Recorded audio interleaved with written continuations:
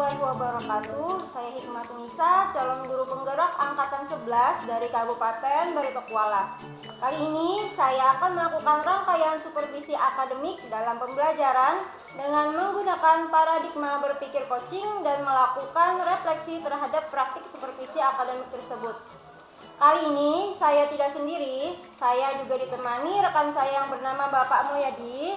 Beliau adalah guru mata pelajaran IPS. Baik Pak Mulyadi, bagaimana kabarnya hari ini? Alhamdulillah baik Ibu Nisa, bagaimana kabarnya? Alhamdulillah baik juga Pak. Baik Bapak, sebentar lagi saya akan mengamati bagaimana jalannya proses pembelajaran yang Bapak lakukan di kelas. Saya akan menjelaskan terlebih dahulu Pak, tujuan dilakukannya supervisi ini adalah untuk meningkatkan kualitas proses pembelajaran, antara lain dengan memberikan masukan, bimbingan, dan mengembangkan kemampuan yang sudah Bapak miliki, sehingga kompetensi Bapak semakin meningkat lagi dan dapat memberikan pembelajaran yang lebih bermanfaat untuk murid-murid kita.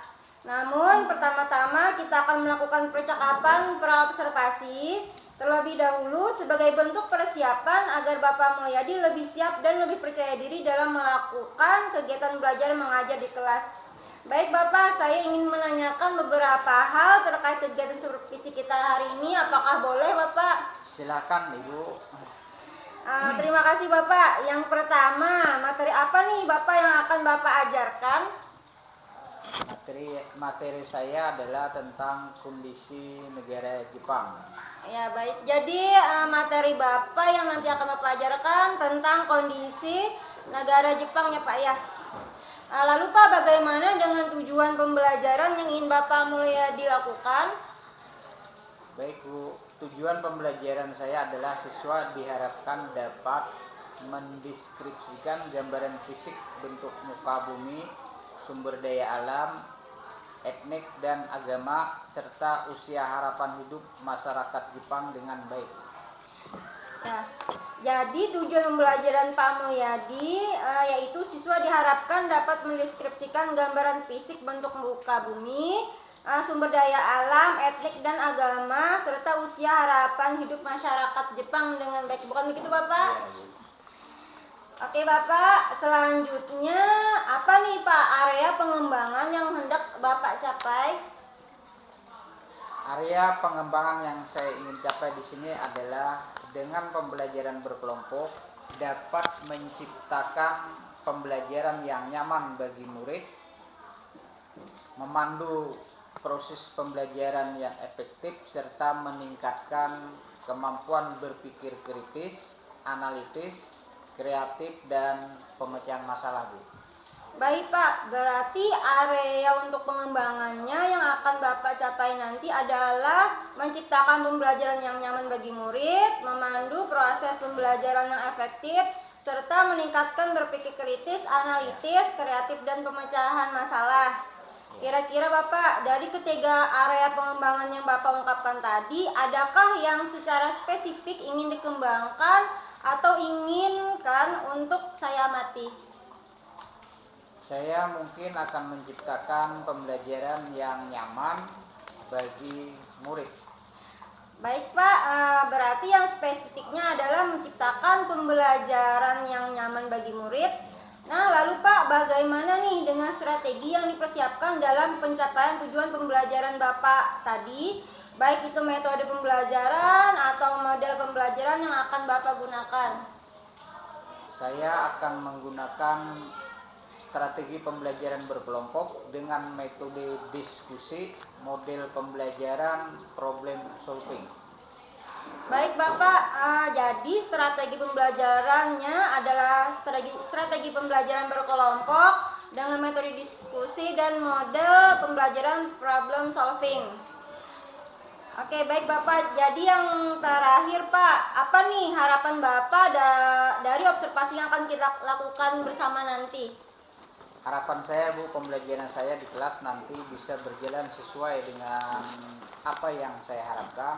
Murid-murid bisa terlibat aktif dan bisa menyimpulkan dan mendeskripsikan keadaan alam negara Jepang dengan baik.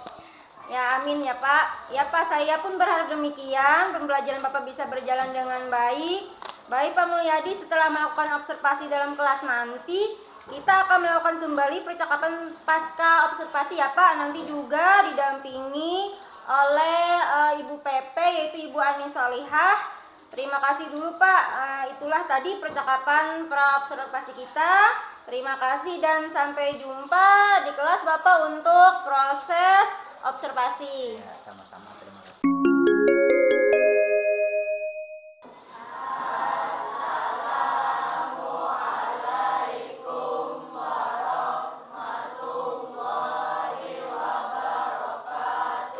Waalaikumsalam warahmatullahi wabarakatuh. Silakan duduk.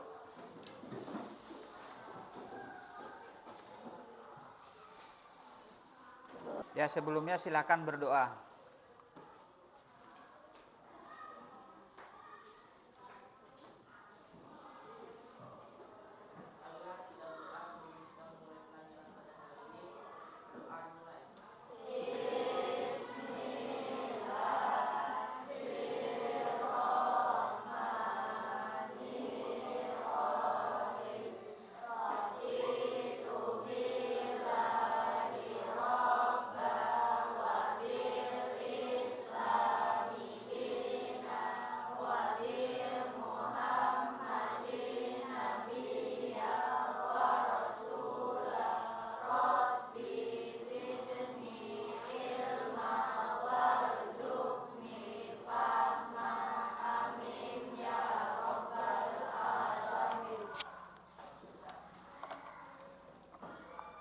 Ya, sebelum kita mulai, Bapak ingin mengecek daftar hadir dulu. Siapa yang tidak hadir hari ini? Siapa? April. Aprilia. Apa kabarnya nih? Sakit. Kemudian siapa lagi?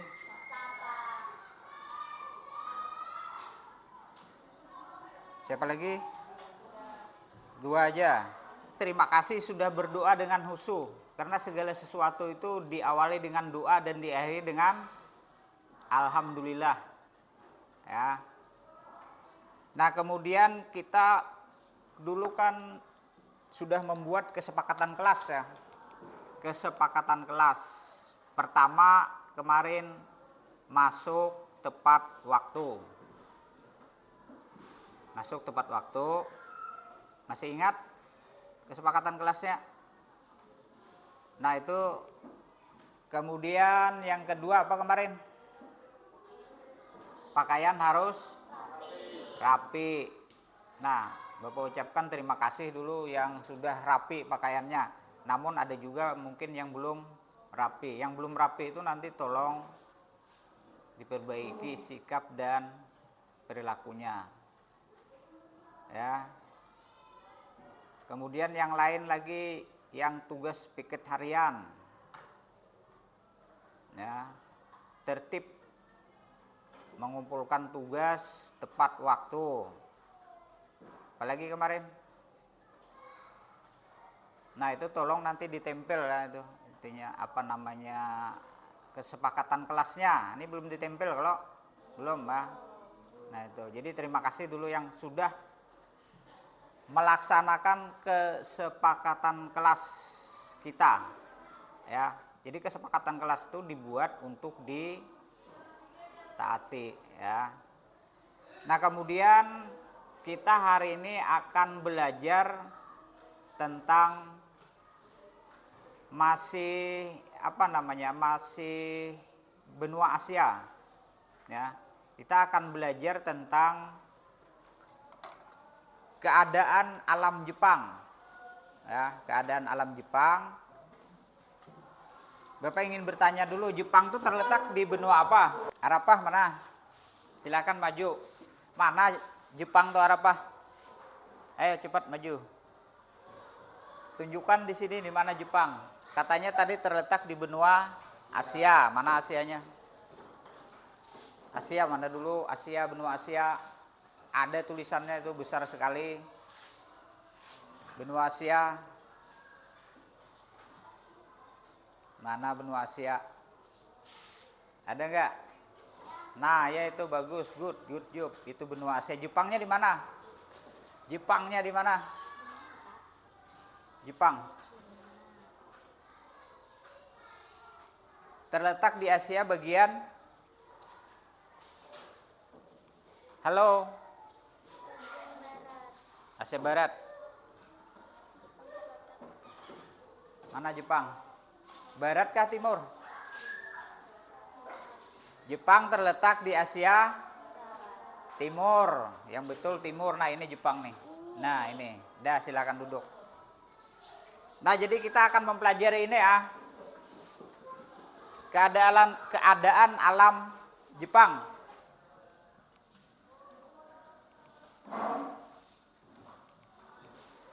Keadaan alam Jepang. Tujuan pembelajarannya, nah tujuannya ini yang harus kalian capai nanti di akhir pembelajaran. Nah, jadi kalian diharapkan bisa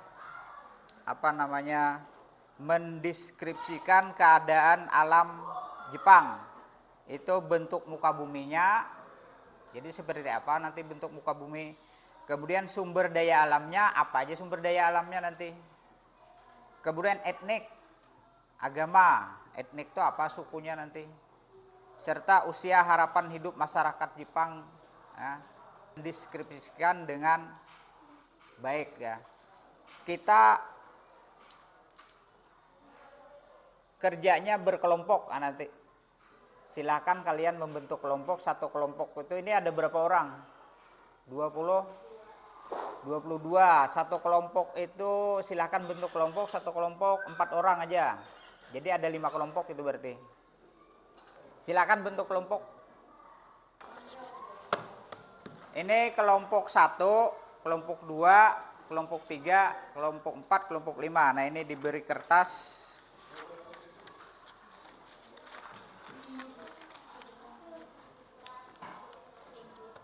Nah, ini ditulis di sini.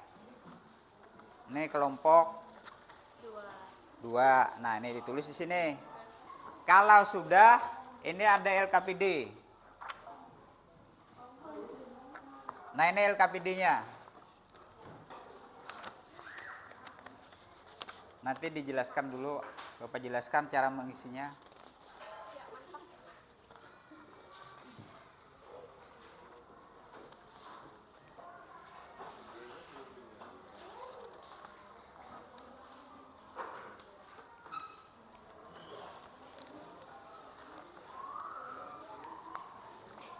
Nah, semua sudah dapat LKPD ya. Kalian berdiskusi ya. Diskusi dalam kelompok.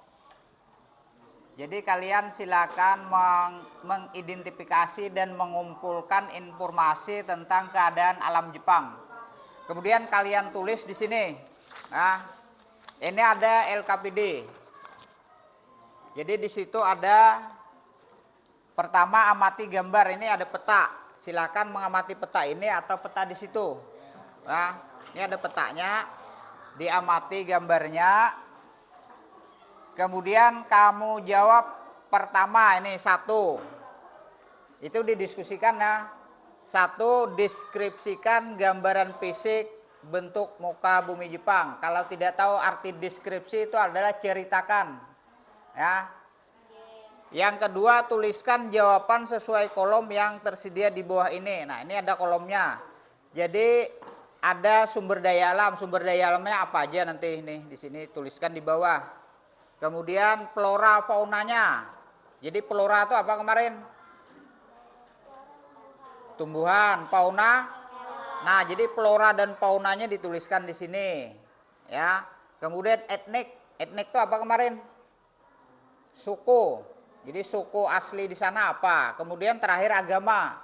Agamanya apa? Jadi itu kalian tuliskan di sini. Nanti setelah selesai kalian masing-masing tuh presentasi ke depan. Jadi dibacakan hasilnya nanti. Nah, silakan baca buku. Kalau ada HP silakan buka HP-nya, cari informasi tentang Jepang. Tentang apa tadi? Tentang keadaan alamnya, sumber daya alamnya, flora faunanya, etniknya, agamanya. Silahkan kalian berdiskusi. Silahkan pakai HP, kalau ada HP-nya buka aja, tidak apa-apa. Pak, permisi ingin bertanya. Silahkan. Berarti yang harus jawabannya itu langsung di sini. Ya, langsung di sini tuliskan. Ya. Jadi silakan gunakan HP-nya, kemudian bukunya silakan dibaca tentang keadaan alam Jepang. Flora itu kemarin apa? Tumbuh-tumbuhan. Fauna adalah hewannya. Nah itu. Jadi waktunya setengah jam, ya. Apa? Misalnya kami mempresentasikan kena, ulun menyebut nama-nama kelompok-kelompok. Iya, jadi kelompok itu ada ketua kelompok ya, ada sekretarisnya, ada anggota. Tulis saja di belakang sini. Ya. Ketua, sekretaris, kemudian anggota di bawah. Nah, itu. Jadi yang mempresentasikan, yang membaca itu silakan nanti ketua kah, sekretaris kah, atau anggota, terserah saja. Ya.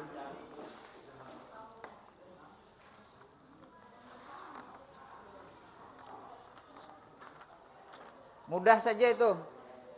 Kalian baca aja, semua ada di buku. Silakan pakai HP, silakan. Di HP bisa kan pakai chat apa? Chat GPT itu. Atau ketik di pencarian, di searching, apa yang mau kalian cari. Misalnya fauna Jepang atau flora yang ada di daerah Jepang. Silakan kalian ketik, akan muncul di situ.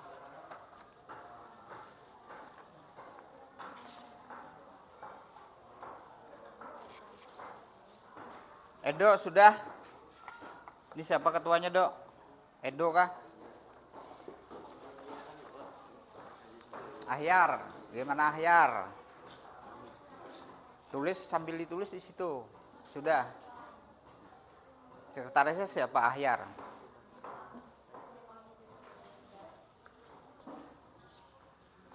Sultan. Sudah. Mana HP-mu Sultan? Cari di Google itu. Di searchingnya, pencariannya. Baca aja di sini. Sudah. Ini apanya nih? Etnik yang ada di Jepang itu apa?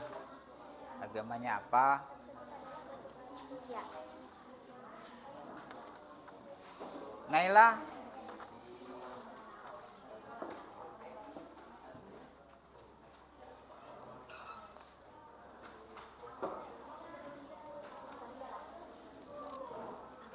Sumber daya alamnya apa? Dicari bawa HP enggak? Cari di sini aja, baca Dok, di sini Dok. Sini Dok, bacanya Dok. Ini di sini. Apa sumber daya alamnya? Sudah belum ditulis, kenapa? Itu sudah. Mana? Itu yang itu lagi. Itu.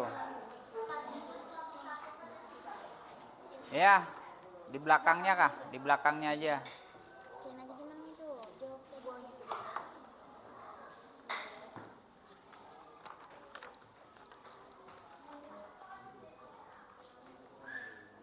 Siapa yang menulis? Udah. Kalau sudah ini lagi.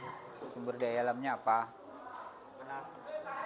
Sumber daya alam Jepang, cari di situ. Kalau ada yang selesai bisa tidak sampai habis waktunya, bisa langsung presentasi. Tapi selesaikan semua kelompok dulu lah itu. Nomor 1 kamu baca di sini. Nomor 1 apa pertanyaannya? Deskripsikan gambaran fisik bentuk muka bumi Jepang. Jadi kamu baca bentuk muka bumi Jepang seperti apa. Nah ini bentuk muka bumi, baca di sini seperti apa bentuk muka buminya. Kamu tulis di sini, ya. Paham? Bergunung-gunung kah, dataran tinggi kah, dataran rendah kah itu bentuk muka buminya itu? Nah itu. Paham? Jadi ini dideskripsikan dulu bentuk muka bumi Jepang kan ada di sini nih. Nah, itu bentuk muka buminya apa? Tulis di sini. Nah, sumber daya alamnya di sini ya, nulis flora faunanya kan ada di sini. Tinggal kalian baca. Sekitaran Jepang. Nah, ini flora faunanya. Jadi floranya apa, faunanya apa. Etniknya itu ada di mana? Di penduduk, kondisi penduduk itu ada etnik. Agamanya di situ juga. Ada apa? Langsung di sini aja tulis, tidak. Jadi LKPD-nya ini tulis di sini ya. Jawaban di sini. Nah, itu. Tulis di sini. Nah, ini, nih. Nah.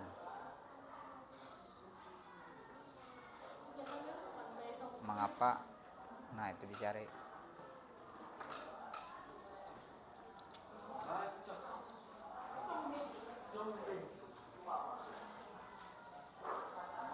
Nah, ini silakan cari di HP. Sukunya apa? Suku Yamato. Yamato. Memang ini sukunya? Memang ini. Satu aja. Sumber daya alamnya ini. Nah, etnik itu ini.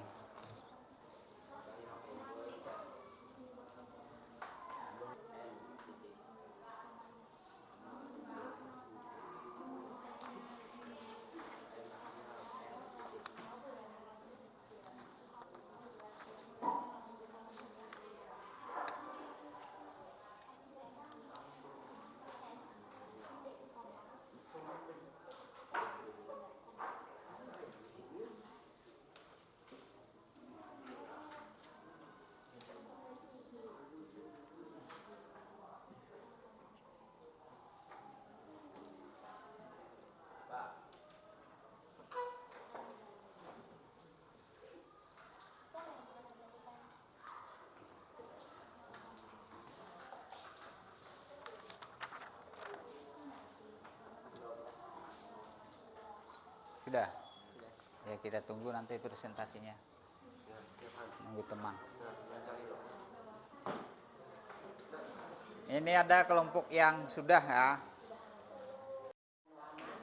Yang kedua ada M. Taufik, yang ketiga ada Ashabi, dan yang keempat ada M. Oke, kita mulai presentasinya. Ini diskusi kami. 1. Deskripsikan gambar fisik bentuk muka bumi Jepang. Jawabannya adalah 70 hingga 80% wilayahnya terdiri atas. Sekian dari kelompok kami. Salah hilaf mohon dimaafkan. Wassalamualaikum warahmatullahi wabarakatuh. Ya, tepuk tangan dulu buat kelompok 4. Silakan duduk dulu. Nah, itulah tadi presentasi hasil diskusi kelompok 4 ya. Sekarang silakan kelompok 1, silakan maju. Yang pertama, deskripsikan atau gambarkan fisik bentuk muka bumi Jepang. Jawabannya adalah 70 hingga 80% wilayahnya terdiri atas pegunungan. 2. Tuliskan jawaban sesuai kolom yang tersedia di bawah ini. Sumber daya alam Jepang, yaitu batu bara, emas, perak, perunggu, besi, dan seng. Angka tersebut merupakan yang tertinggi di dunia. Ini menandakan bahwa kebiasaan hidup sehat dan pelayanan kesehatan di Jepang sangat baik. Terima kasih. Ya, tepuk tangan dulu untuk kelompok 2.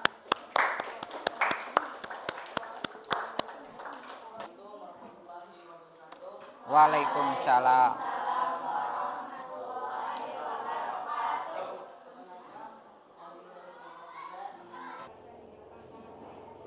Ya, terima kasih, tepuk tangan untuk kelompok.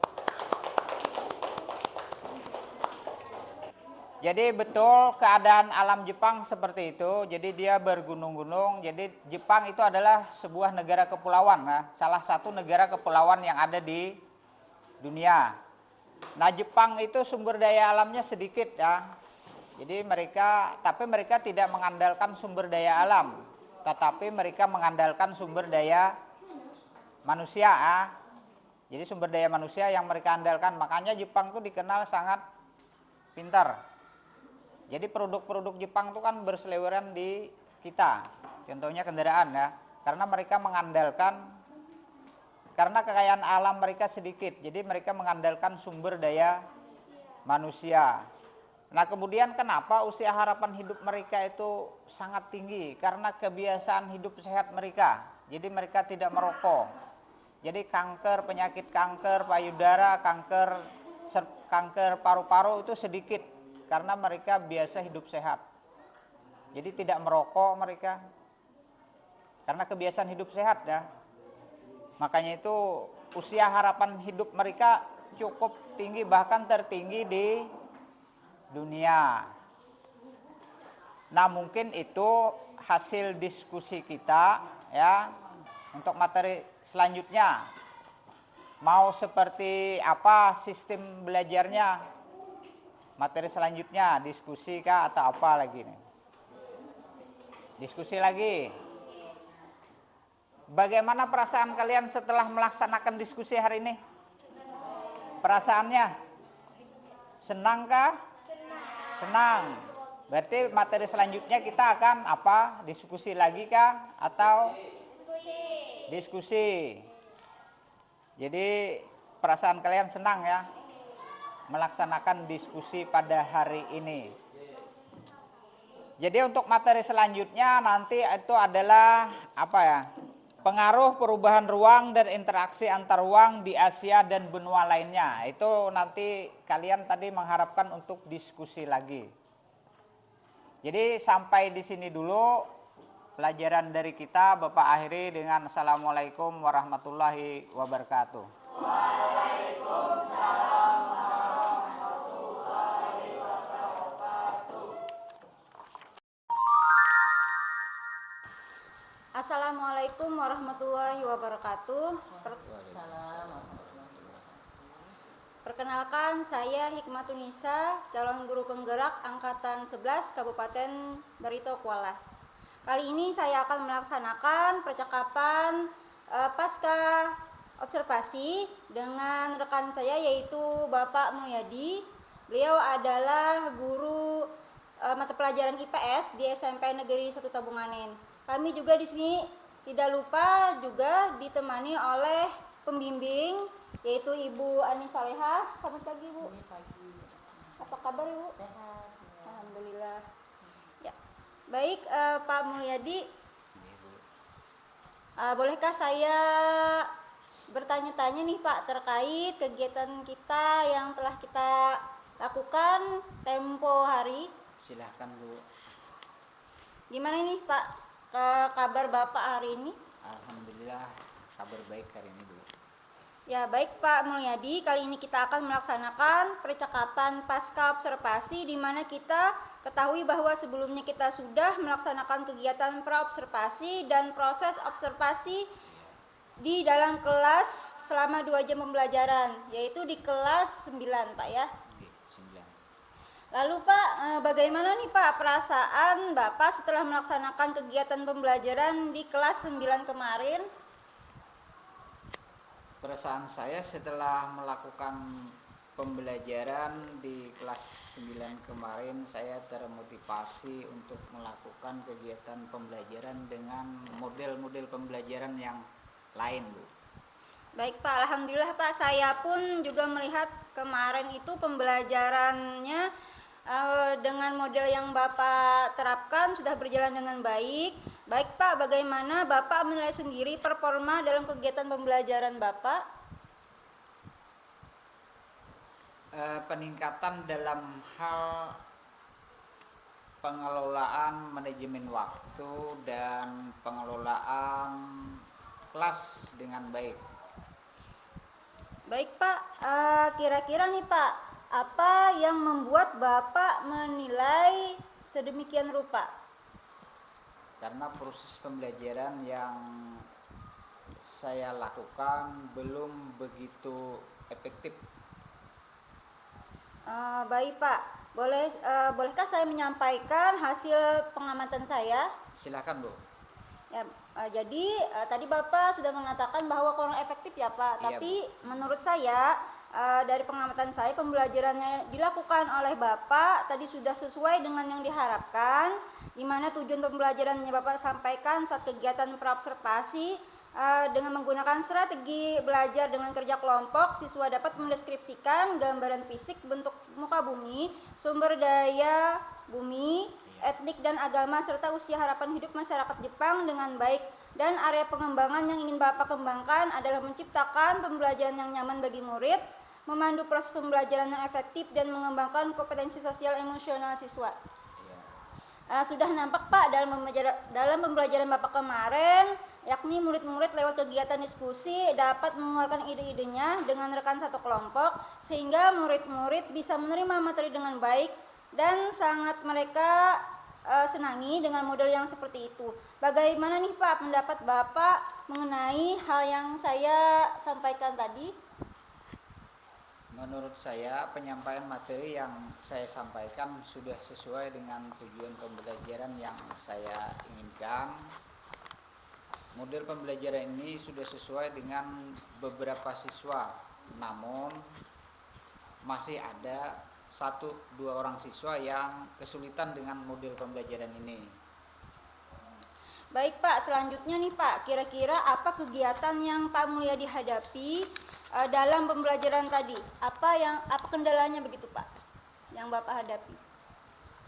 Baik Bu, kendala yang dihadapi seperti masih ada beberapa siswa yang berbicara, kemudian ada beberapa siswa yang bercanda dan tidak membantu temannya di dalam berdiskusi Bu.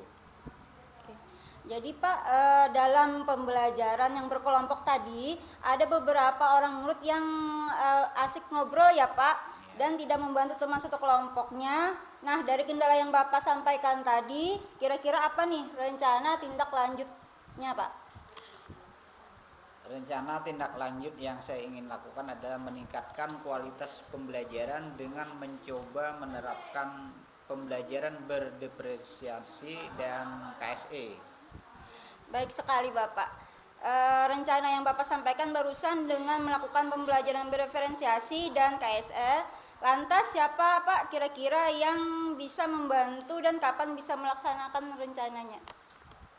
Saya meminta bantuan rekan guru satu rumpun mata pelajaran untuk pelaksanaannya dan saya akan laksanakan sesegera mungkin Bu. Mungkin minggu Senin depan. Luar biasa sekali Bapak rencananya, semoga bisa terlaksana dengan segera dan berjalan dengan baik. Saya menunggu kabar selanjutnya Pak dari Pak Mulyadi. Hasil observasi kita ini akan saya catat ya Pak dalam form supervisi akademik. Baik Bu. Baik Pak, sebagai penutup, kira-kira apa nih yang Bapak dapatkan dari proses ini? Saya bisa belajar dalam proses pembelajaran ini, ternyata tidak semua siswa bisa menggunakan model pembelajaran diskusi dengan problem solving. Jadi ada kedepannya nanti saya akan mencoba memakai model-model pembelajaran lain dengan berdiferensiasi untuk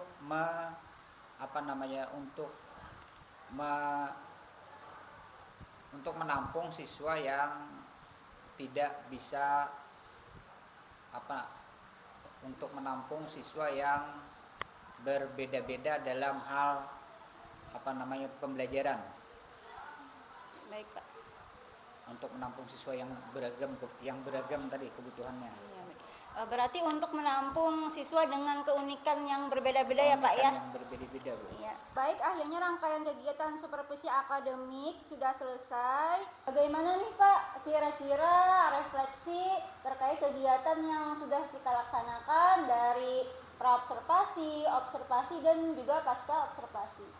Dalam proses pembelajaran itu saya sangat senang, juga siswa senang dalam menggunakan model pembelajaran diskusi dengan problem solving. Jadi siswa sangat senang, gembira mereka dalam pembelajaran. Mungkin itu, Bu. Ya, lalu Pak untuk kedepannya bagaimana Pak? Kedepannya saya akan mencoba nanti akan melakukan model-model pembelajaran yang lain, mencoba menerapkan model-model pembelajaran yang lain terhadap siswa dengan pembelajaran berdiferensiasi untuk mengatasi ketidakmampuan siswa 1-2 orang mungkin yang tidak cocok dengan model-model pembelajaran yang akan kita terapkan. Itu, Bu. Baik Bapak Mulyadi, luar biasa sekali. Terima kasih Bapak karena Bapak telah bersedia untuk melakukan percakapan dengan saya, yaitu dari awal para observasi dan juga terakhir pasca observasi. Baik, demikian kegiatan pasca observasi kami. Saya akhiri dengan wassalamualaikum warahmatullahi wabarakatuh. Waalaikumsalam warahmatullahi wabarakatuh.